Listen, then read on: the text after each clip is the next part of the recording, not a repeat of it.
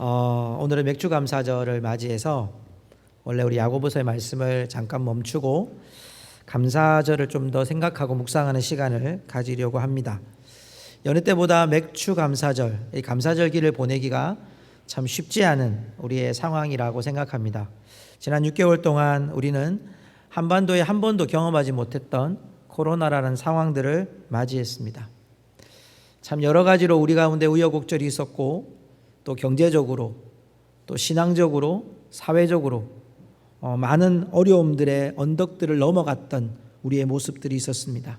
지금도 우리는 그 코로나라고 하는 상황 속에 놓여 있지만 참 감사한 것은 우리 성도님들 반드시 이겨낼 거라는 이 믿음으로 여기까지 온 줄로 믿습니다.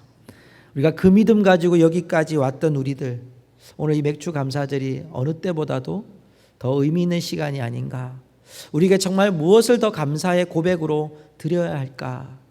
참 우리에게 물질적인 어려움도 있었고 사회적으로 관계적으로 또 신앙적으로 교회적으로 많은 여러분은 시대적인 우리의 어려움들을 함께 지금 견디고 나간 이때에 과연 우리가 무엇으로 하나님 앞에 감사를 드리고 우리의 시선을 어디에 이 감사의 제목으로 삼으며 살아가야 될 것인지를 오늘 함께 나누려고 합니다. 여러분 시편 138편의 배경이 되는 이야기는 사무엘하에 나오는 말씀인데요. 사무엘하 5장의 내용이에요. 이게 무슨 내용이냐면 쉽게 얘기해서 다윗이 왕이 됐어요. 다윗이 왕이 되자마자 제일 먼저 쳐들어오는 나라가 있었습니다. 여러분 다윗하고 뗄래야 뗄 수 없는 나라가 있어요. 여러분 혹시 기억하십니까? 다윗이 골리앗을 무너뜨릴 때 그 골리앗의 나라가 어떤 나라인지 기억하십니까? 블레셋입니다. 네, 감사합니다. 여러분 그 블레셋은요, 다윗이 왕이 되자마자 제일 먼저 쳐들어온 나라가 블레셋입니다. 여러분 다윗이 지금까지 한 번도 블레셋이 올라올 때 진 적이 없습니다. 심지어는 그 나라 갔다가 오기도 할 만큼 여러분이 다윗은 블레셋에 아주 힘이 있고 자신 있는 나라였습니다. 근데 그 나라가 전쟁에 올라오자 다윗이 바로 나가서 싸움을 하는 게 아니라 하나님께 묻습니다. 두 가지로. 하나님 올라갈까요? 두 번째, 하나님 내 손에 붙이시겠습니까? 이렇게 기도를 합니다. 하나님 두 가지로 대답합니다. 올라가라. 내 손에 붙여주겠다. 그리고 올라가서 전쟁을 해서 싸워 이깁니다. 사무엘하 5장 20절과 21절에 보면 이런 말씀이 있습니다. 다윗이 바알 브라심에서 이르러 거기서 그들을 치고 다윗이 말하되 여호와께서 물을 흩음같이 내 앞에서 내 대적을 흩으셨다 하므로 그곳 이름을 바알 브라심이라 부르니라. 거기서 블레셋 사람들이 그들의 우상을 버렸으므로. 자, 지금 상황이 어떻습니까? 다윗이 전쟁에 나가서 블레셋을 무찌르고 하나님께서 완전히 흩어주심으로 인해서 전쟁에서 승리를 맞이하고 그들의 우상들을 전부 다 버리고 다 나간 거예요. 여러분 왜 우상들을 버리고 갔을까요? 여러분 우리도 이 성경 말씀 잘 보시면 사무엘상을 시작할 때 보면 엘리의 아들들이 전쟁에 나갈 때 법궤를 들고 나갔다가 법궤를 뺏기는 일이 있습니다. 기억하실 텐데요. 왜 법궤만 들고 나가면 우리의 수호신 법궤만 들고 나가면 하나님이 우리와 함께 하셔서 우리를 이기게 할 거다. 그런데 지고 왔어요. 법궤까지 뺏기고 왔던 사건이 있었죠. 동일해요. 블레셋도 전쟁에 나갈 때 우상들을 들고 가는 거예요. 우리의 우상들이 우리를 이기게 할 거다. 그런데 전쟁에 나가보니까 다윗에게 진 거예요. 이스라엘에게 진 거죠. 그래서 우상들을 전부 다 버리고 도망가듯이 나가버린 거예요. 지금 우상들이 다 떨쳐져 버려 있어요. 버려진 거예요. 우상들이 버려져 있고 전쟁에 승리했고 많은 지금 전쟁에서 전쟁의 물품들을 가지고 있는 다윗과 승리의 계가를 부르는 그때에 이 시편 138편이 쓰여지고 있는 거죠. 노래하고 있는 거예요. 찬양하고 있는 거예요. 자, 이걸 생각하면서 지금 승리의 계가를 부르고 있고 우상들은 지금 엎드려져 있는 이때를 보면서 지금 다윗이 하나님을 찬양하는 이 마음을 가지고 우리가 이 시를 보면 좋겠습니다. 자, 여러분 다윗은 어떻게 감사하고 있는지를 보십시오. 1절에 보니까 내가 전심으로 주께 감사하며 신들 앞에서 주께 찬송하리이다. 내가 마음을 다해 하나님을 찬양합니다. 어떤 때입니까? 신들 앞에. 어떤 신일까요? 지금 우상들이 전부 다 버려져 있잖아요. 하나님께서 무너뜨린 그 우상들을 보면서 나는 전심으로 하나님을 찬양하며 하나님께 감사합니다. 우리에게 승리를 주신 하나님 앞에 찬양하며 경배하며 전심으로 하나님 앞에 찬양합니다. 하나님이 하셨습니다. 저 우상들을 완전히 무너뜨리신 하나님이 하셨습니다. 하나님이 내 손에 붙여주셨습니다. 하나님이 흩어주셨습니다. 하나님이 이 전쟁을 승리하게 하셨습니다. 라고 하는 하나님이 우리 곁에 계심을, 하나님이 승리를 주심을 이 다윗이 하나님을 찬양하고 있어요. 그런데 그 찬양하는 하나님, 내가 막을 수 없는 이 찬양 가운데 그 하나님의 성품을 2절에서 이렇게 고백합니다. 2절 한번 보십시오.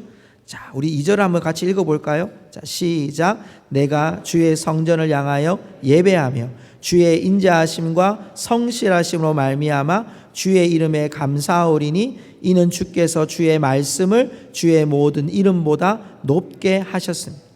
하나님의 성품이 두 가지로 나옵니다. 하나님의 인자하심과 하나님의 성실하심. 자, 여러분 한번 저를 보실까요? 인자하심과 성실하심을 이야기할 때는 여러분 특별히 인자하다는 말은 하나님의 사랑을 받은 거거든요. 그리고 성실하다는 것은 하나님이 늘 우리와 함께 하시는 것을 경험한 거예요. 한 번에 이런 일이 벌어질까요? 다윗에게 지금 인자하심과 성실하심은 하나님이 매 순간마다 자신이 양떼를 칠 때부터 지금 왕이 될 때까지 하나님은 한 번도 나를 버리지 아니하시고 주의 인자하심과 주의 성실하심으로 나와 함께 하셨음을 고백했기 때문에, 그걸 알고 있었기 때문에, 그걸 믿고 있었기 때문에 다윗은 오늘 이 찬양을 전심으로 그 신들 앞에서 여호와의 인자하심과 진실하심을 선포한다는 거예요. 성도 여러분, 이건 지금 경험한 하나님이에요. 한 번 경험한 게 아니라, 일시적인 것이 아니라 계속된 하나님의 인자하심과 성실하심을 지금 기억하고 있는 거예요. 어떤 조건이 아니죠? 어떤 상황이 변화된 게 아니에요. 하나님의 인자하심, 하나님께 지금 이 감사의 제목이 집중되고 있고 그 시선이 집중되고 있어요. 또 하나 보십시오. 2절 후반절에 보면 이런 말씀이 나오죠. 2절 후반절에, 자, 여러분 감사하오리니 이는, 왜냐하면 이렇게 인자하심과 성실하심으로 하나님께 감사할 수 있는 이유는 주께서 주의 말씀을 주의 모든 이름보다 높게 하셨습니다. 뭘 높게 하셨다고요? 주의 말씀을. 다윗은 지금 전쟁에서 승리한 거로만 하나님을 찬양하고 감사하는 것이 아니라 나와 함께 하신 하나님, 그리고 기다려 보니까 하나님의 약속이 이루어지게 하시는 분이구나. 하나님의 말씀대로 이루시는 언약의 하나님이시구나. 그 말씀이 하나님의 인자하심과 성실하심으로 내게 와 닿게 하셨구나. 여러분, 다윗이 어떤 고백을 지금 하는 겁니까? 하나님이 올라가라고 하나님께 물었습니다. 올라갈까요? 올라가라. 내 손에 붙이시겠습니까? 붙이겠다. 내 하나님, 하나님의 말씀을 따라서 다윗이 올라간 거예요. 지금 다윗은 하나님을 의지하고 하나님의 말씀을 의지하고 전쟁에 나가서 그가 지금 승리한 거예요. 이거 보면서 그가 깨달은 감사가 뭐냐? 아, 하나님은 나를 승리하게 하셨구나. 이 결과가 아니라, 그렇구나, 하나님의 말씀은 말씀대로 이루어지는구나. 이게 지금 다윗이 우리에게 주시는 감사의 조건이에요. 자, 여러분, 이 말씀이 높아진 효력이 3절부터 5절까지 나오는데 그 3절에 보면 내가 간구하는 날에 주께서 응답하시고 내 영혼에 힘을 주어 나를 강하게 하셨나이다. 하나님의 말씀이 나를 어떻게 했다고요? 내 영혼을 강하게 하셨다. 성도 여러분, 주의 말씀은 우리를 강하게 하는 힘이 되는 줄로 믿습니다. 하나님의 말씀이 나를 강하게 했고요. 4절 5절에 보면 세상의 왕들이 주의 말씀을 듣고 노래할 거고 하나님의 영광으로 노래할 거고 여호와를 인정하고 여호와의 위엄을 인정하는 일들이 일어날 것이다 라고 고백하고 있는 거예요. 성도 여러분, 저는 이 말씀을 보면서 다윗의 감사가 어디에 집중되고 있냐? 첫 번째는 하나님, 두 번째는 하나님의 인자하심과 성실하심, 세 번째는 내게 주신 하나님의 말씀이 이루어지고 약속을 이루신 하나님 때문에 그가 하나님을 찬양하고 있다는 걸 보게 돼요. 그러니까 이 말씀을 붙들면 내 영혼이 소생되는구나. 말씀이 나를 일으키는구나. 말씀이 나를 승리하게 하는구나. 말씀이 내 삶의 두려움과 걱정 속에서 이겨나가게 하시는구나. 성도 여러분, 이 고백은 단순히 이런 상황에서 일어난 게 아니에요. 다윗이 그들의 인생을 돌아올 때에, 특별히 왕이 되기 직전에, 다윗이 이스라엘의 모든 지파의 왕이 되기 직전에 그가 당했던 고난은 이루 말할 수 없었습니다. 그의 첫 번째 왕이었던 사울, 그 사울이 무려 다윗이 골리앗을 물리치고 난 이후에 계속해서 그가 죽음을 맞이할 때까지 다윗을 괴롭힙니다. 한 사람만을 위해 군대를 보냅니다. 한 사람을 잡기 위해서 그의 인생에 여러분 많은 시간들을, 왕의 많은 시간들을, 왕이 된 사울이 그의 일평생에 한 일이 뭐냐? 오로지 다윗 쫓아다니는 삶을 살았어요. 다윗이 받았던 고난이 얼마나 많았겠어요. 다윗이 수금 타면 악신이 물러가고, 다윗이 여러분 수금을 타면 이 사울이 고통스러웠던 것을 전부 다 벗겨줬던 그 사울이 다윗을 죽이려고 하고, 수도 없이 따라오고, 여러분 겁박하고, 여러분 계속해서 조여오고, 그런 상황에서 그가 넘어올 때마다 그가 느꼈던 건 뭐죠? 내 영혼을 소생시키시는 분은 우리 하나님이십니다. 여호와는 나의 목자이시니 내게 부족함이 없으리로다. 아니, 왜 부족함이 없었겠습니까? 그런데 그에게 하나님은 어떤 분이라고요? 내게 부족함 없이 내 영혼을 소생시켜 주신 하나님, 그분의 인자하심, 그분의 성실하심이 지금 내게 승리를 주시는 그 하나님이셨습니다. 약속의 말씀이 살아있음이 다윗에게는 감사의 조건이었습니다. 성도 여러분, 지난 6개월 우리는 코로나로 덮인 시간과 일상과 우리의 계획과 생각과 의지와 마음을 다 덮어버리는 코로나19 바이러스의 시간이었습니다. 경제적인 위기가 우리에게 닥쳐왔고, 불확실한 미래가 우리 앞에 펼쳐져 있었고, 심지어 지금도 회복의 기미가 전혀 보이지 않는 상황들이 계속되어집니다. 언제 끝날지 모르는 그런 위기감들이 우리 가운데 계속 이어지고 있어요.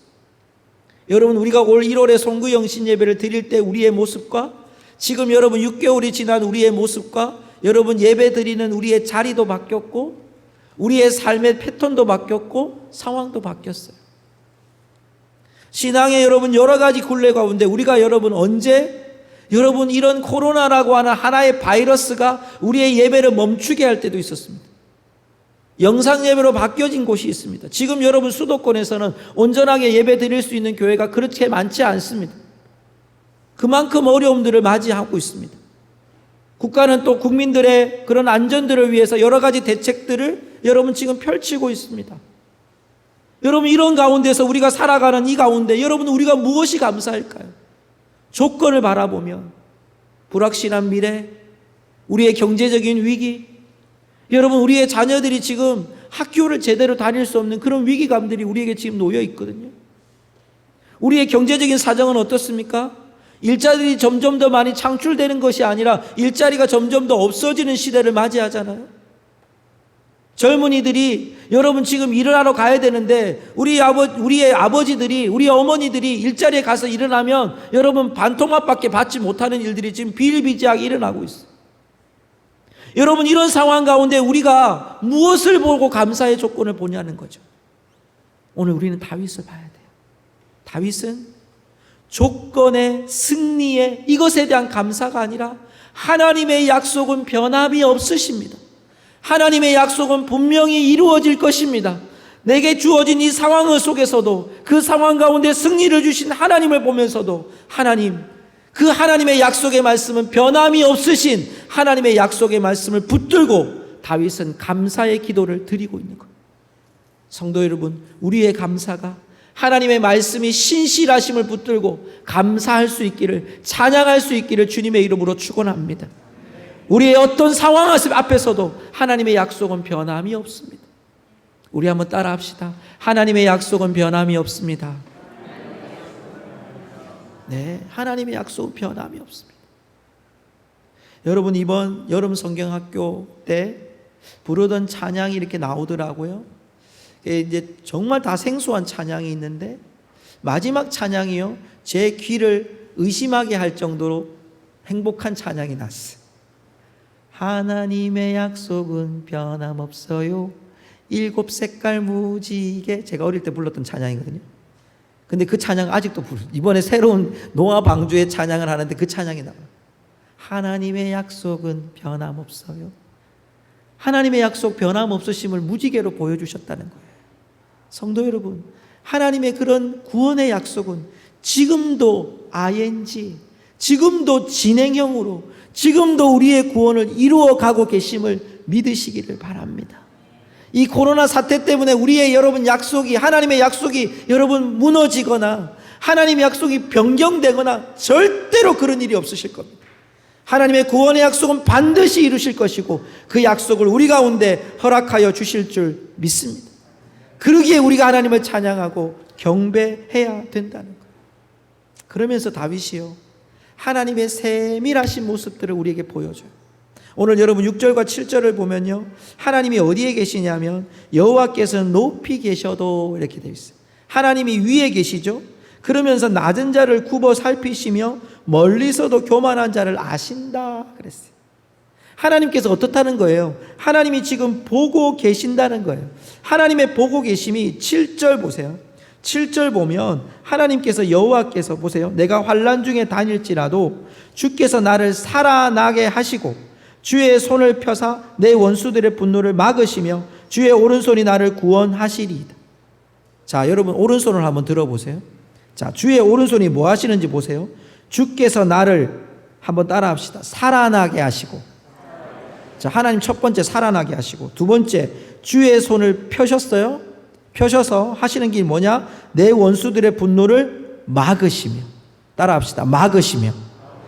또 하나, 주의 오른손이 나를 구원하시리다. 구원하십니다. 세 가지가 나왔어요. 살아나게 하시고, 또 막으시고, 또 구원하시고.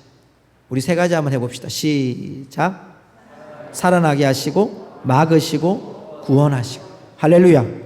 하나님이 어떻게 하셨다는 거예요? 주의 손길로 나를, 하나님께서 주의 손길을 펴셔서 하나님이 나를 살아나게 하신다. 내 영혼을 소생시켜서 살아나게 하신다는 거예요. 내가 절망과 낭만과 고통과 좌절과 바닥에 치는 상황에서도 하나님이 나를 살아나게 하실, 영혼을 살리실 하나님의 손길이 펴져 있다는 거예요.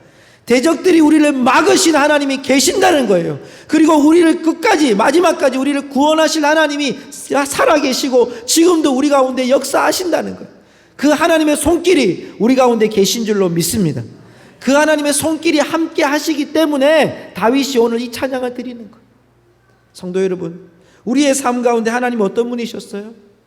말씀을 읽으면서 그런 생각이 들었습니다. 거라산의 광인이라는, 여러분 그 신약 성경에 예수님이 하신 사역 중에 거라사인의 광인을, 이 미친 광인, 귀신 들렸던 광인을 고치시는 예수님 모습이 있어요. 근데 그 말씀을 잘 보시면요, 굉장히 놀라운 것은 예수님이요, 사역할 데가 없거나 뭐 사역할 계획이 미리 잡혀 있거나 이게 아니라 사람들이, 수많은 사람들이 예수님 앞에 와가지고 예수님 나 좀 고쳐주세요, 돌봐주세요. 매일매일마다 사람들이 와가지고 예수님한테 고쳐달라고 하는데 사역이 이렇게 남아있어요. 그런데 어느 불현듯 예수님께서 제자들에게 배 준비해라, 우리 거라사로 넘어가자.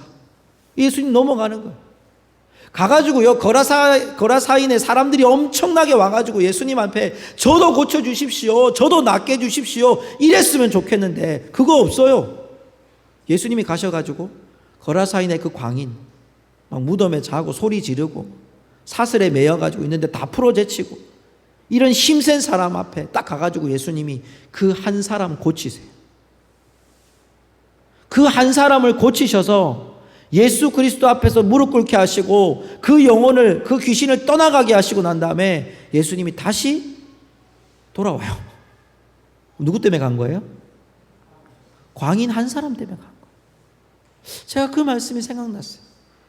여러분, 이 코로나라고 하는 우리 상황 속에서 이 지난 6개월 보내면서 여러분, 우리가 무엇을 묵상해야 되냐면 하나님의 손길이 내게 어떻게 임하셨는지를 돌아볼 수 있어야 돼요. 그게 우리의 감사의 조건이에요. 나 한 사람을 위해서 주님이 어떻게 하셨을까요? 배를 타고 건너오신 거예요. 그리고 막으신 거예요. 그리고 구원하신 거예요. 여러분, 꼭 우리가 죽을 병이 걸렸다가 나음을 입어야 감사 조건이 되고, 소원 성취가 되어 감사 조건이 되고, 돈벼락이 떨어지고 합격이 되어야 감사 조건이 되는 것이 아니라, 참 감사의 중심은요, 내 안에서 그것이 하나님이 내게 주신 승리이든 실패이든 좌절이든, 아니면 하나님의 음성이 아무것도 들리지 않아도 하나님이 여전히 내 안에서 하나님의 손길을 펴고 계심을 믿는 것, 여러분, 그것이 참 감사이고 참 하나님 앞에 드려야 될 우리의 감사의 제목인 줄로 믿습니다.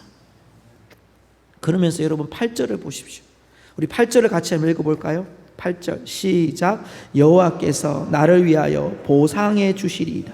여호와여, 주의 인자하심이 영원하오니 주의 손으로 지으신 것을 버리지 마옵소서. 자, 이건 여러분 미래적인 표현이거든요. 나를 버리지 마십시오. 그리고 또 하나 보면 나를 보상해 주십시오라고 되어 있어요. 여러분, 이 보상 보니까 뭔가 받을 것 같아서 굉장히 기분이 좋으시죠. 근데 여러분, 이 보상은 그런 보상이 아니랍니다. 이 보상은 뭐냐 하면요, 다른 번역 성경과 원어 성경을 살펴보면 메시지 성경에서 이 본문을 잘 해석을 했는데 이렇게 되어 있어요. 하나님, 내 안에서 시작하시는 일을 매듭지어 주소서.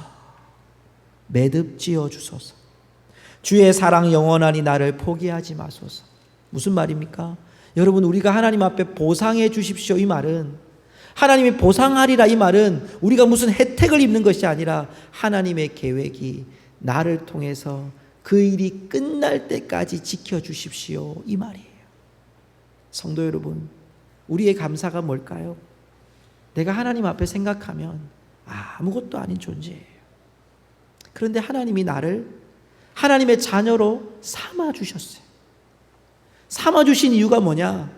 나를 통해서 하나님의 아름다운 덕을 선전하고 선포하기 위해서 나를 하나님께서 불러주셨어요. 성도 여러분, 말씀을 맺으면서요, 제가 우리 구역장님들하고 장로님들에게 보낸 영상이 있었습니다. 제가 구역장님들한테, 구역원들한테 좀 보내주십시오라고 이제 보내드린 영상이 있었습니다. 그게 뭐냐면, 아마 여러분 못 받으신 분들은 받으십시오. 제가 이야기만 짧게 해드릴게요. 코로나 사태로 인해서 우리에게 주어졌던 하나님의 은혜였어요. 여러분, 코로나 사태가 우리에겐 참 많은 어려움들을 줬는데 하나님의 세밀하신 섭리가 있었던 한 부분이 있었어요. 그게 뭐냐면 이탈리아였습니다.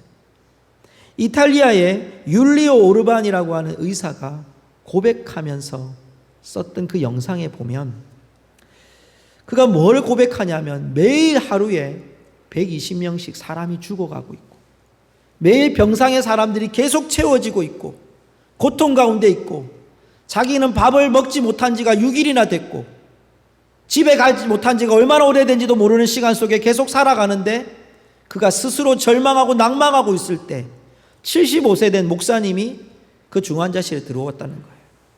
성경을 들고 들어오셨던 이 목사님이 자기가 힘이 닿을 때마다 그 코로나로 환우가 됐던 환자들을 찾아다니면서 기도하는 모습을 보았다는 거예요.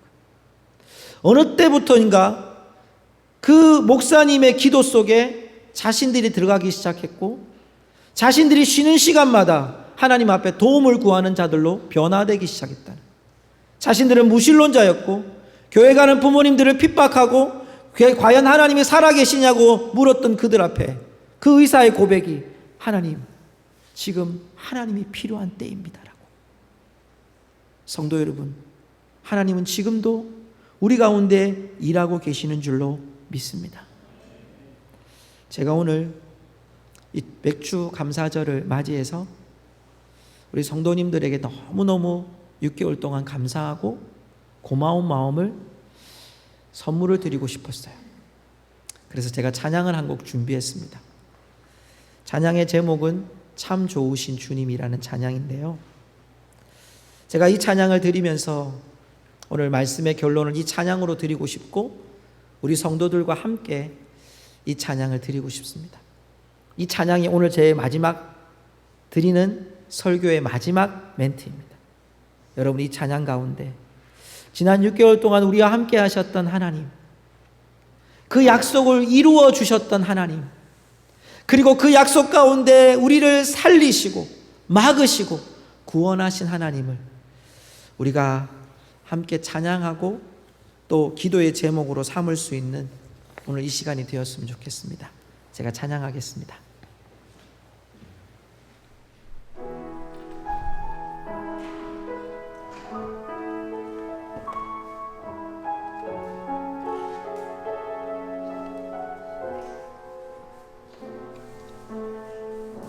참 좋으신 주님, 귀하신 나의 주, 늘 가까이 계시니 나 두려움 없네. 내 영이 고날 때, 내 마음 낙심될 때, 내 품에 안기라 주님 말씀하셨네.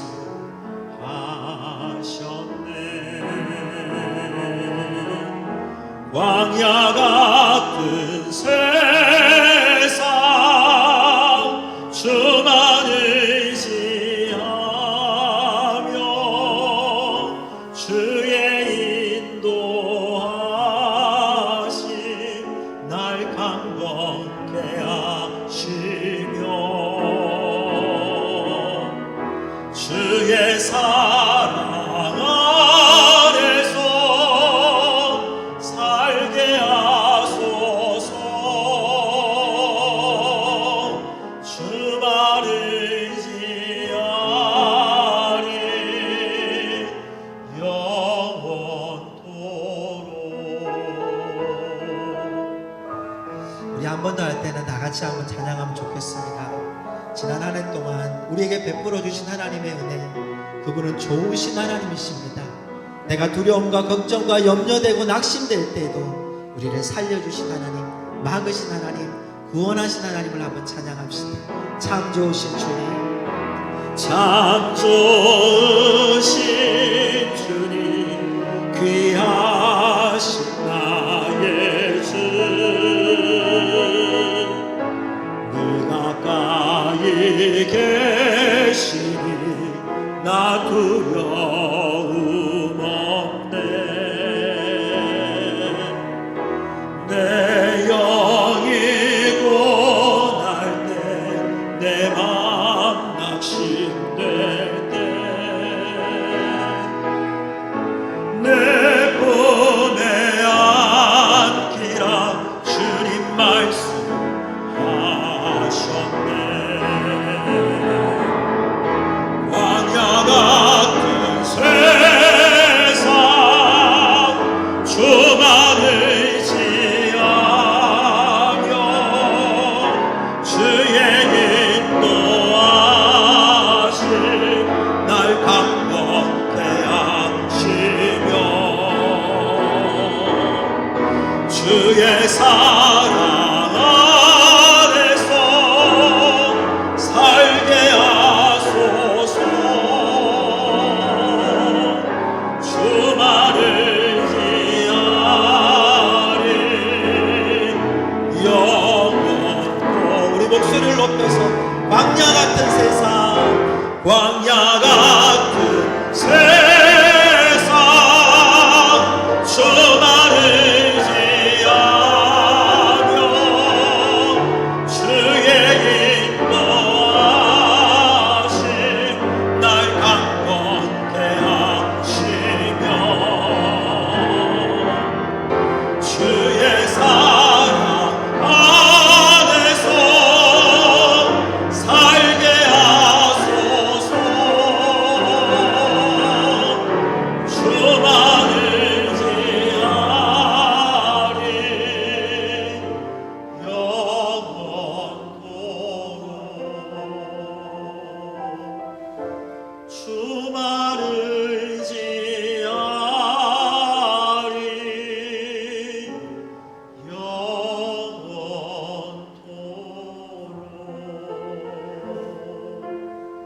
우리 하나님께 영광의 박수를 드립시다.